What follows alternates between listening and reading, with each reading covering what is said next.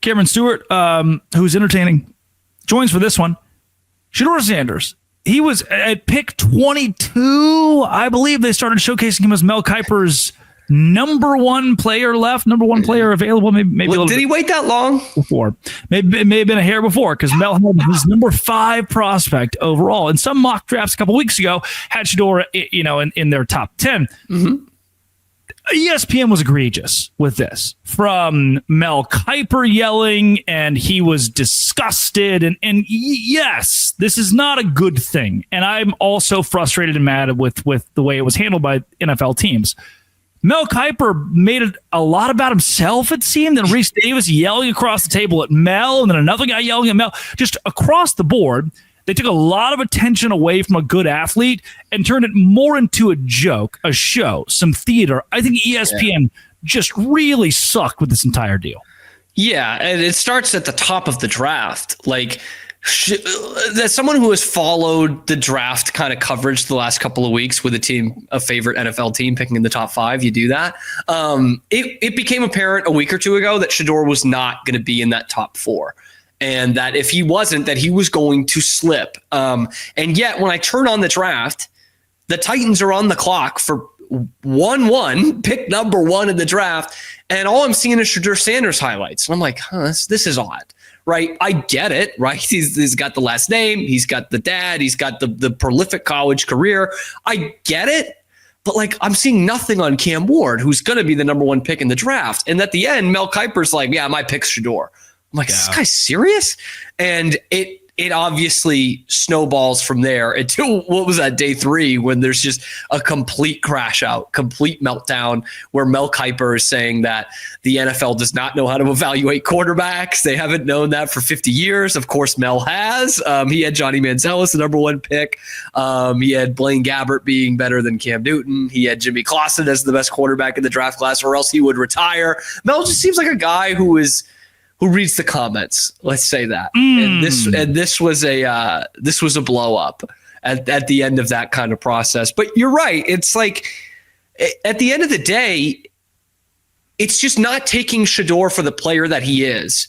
And that is a very good college player who has some promise to be a pro, right? Like, I don't think anyone's sitting here being like, yeah, he's going to be an all-pro NFL quarterback. Not anymore, anyway. Not in the weeks leading up to the draft. But he could be a starting quarterback in this league. And instead, it's Mel Kiper for 5 rounds saying he's the best available player. And then that becomes this whole, why is nobody taking him? There must be something way wrong here. There's the NFL is so off base to the point where we're thinking that the NFL owners are actually, blackballing the kid out of the league. It's like, no, it's Mel Kiper just really missed on this one, and then really didn't handle it well. Was about to take his ball and go home when it comes to NFL draft coverage. I think the consideration should have been, where I sat with this, let's get in the mind of an NFL GM of why past round 2, where you know he's the best player on the board. Everyone does. Why at this point, strategically, are you not taking him? Do you fear that Deion will become the head coach? You'll get fired in 2 years. Do you fear that the distraction will become too much for your locker room? Do you fear? But that was never the point here. It was never a point of, hey, he didn't get taken in the 3rd round, and it kind of makes sense. People want to see how far he'll drop. They're playing chicken with each other. There wasn't an analysis of it. It was just guys yelling across a desk at each other about how stupid this was, or in the case of Mel Kiper, Reese Davis yelling at Mel Kiper about how stupid he was. Yeah, Reese Davis having to talk him down to reason here. Mel, before you get into why the NFL has screwed this up for 50 years, let's take a second to think about this. Right. Maybe the crown jewel of all of this to me was the idea in my brain that if I'm Mel Kiper, if I am an astrophysicist, and I say, hey, I discovered a new planet. I'm confident on my own. I discovered a new planet, and I tell the world how cool this new planet is. And then someone on a committee of astrology says, it doesn't exist. And my job is to tell you. So my job is to predict something, to see something, to this is what I get paid millions of dollars to do. And I was so unbelievably wrong. Maybe I too would cause a scene. That's what it felt like. Like his job hindered on him being as wrong as he's been in his entire career on where a player would be drafted, and really hawked Shedeur until the draft began, and then the guy fell till round 5. It's his job to be the expert on this, and he pointed a planet in the sky and said, "You guys see that?" And there was nothing there. Hey, Mel, I get it. I had Baylor basketball winning the Big 12 this year. Okay, I get it. It sucks, and I think too, like obviously, he does his own scouting, like he does his own film work and everything. But he's also got a lot of contacts within the league. And I'm sure he's got a lot of contacts in and around Deion or college coaches. Couldn't he have used those, please, on the air to give us any context? Yeah, but probably. And I'm just sure he's hearing from people in the college game and people around Deion and stuff like that. Like, no, like this kid's got the makeup, or this kid has got, like, here's my comp to him as someone who used to coach in the NFL. And meanwhile, the executives and the assistant coaches in the NFL are also coming out with different reports in the media that are like, this was a bad interview. We really don't know what's coming with this kid character-wise. It's not like he's, gotten in trouble with the law or anything. But I think there are some maturity issues, and it's almost tough to even blame him for that. And Mel just ran with the people that were saying this guy is going to be special. Deion's not blowing smoke. This guy's going to be really special. And the NFL GMs and scouts and assistant coaches did not agree. No. And he got taken by the same team that took another Big 12 legend, Dillon Gabriel. Yes. I was stunned at that, by the way. Literally, they showed coming back to break, like Dillon Gabriel in Hawaii, I think is where he's from, with his family. And I'm like, why is he having a party tonight? This was the second and third round. I was like, he's not getting drafted tonight. The next pick, Drake, next pick. Dillon Gabriel, quarterback. The same team as Shedeur Sanders, who's now in a locker room with Joe Flacco. And notable good guy, Deshaun Watson. Joe Flacco's the best quarterback in there, most stable quarterback in that. He might be, and he's still hanging around. I think his goal is to play with Joe Flacco Jr.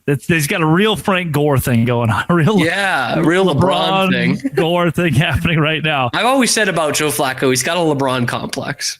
Yep, he's got the most LeBron complex of anyone in that quarterback room. Have likened the two to one another. He won a ring, didn't want to hang it up. He's not here for the rings. He's here for the people. Here for the legacy, man. I just don't understand.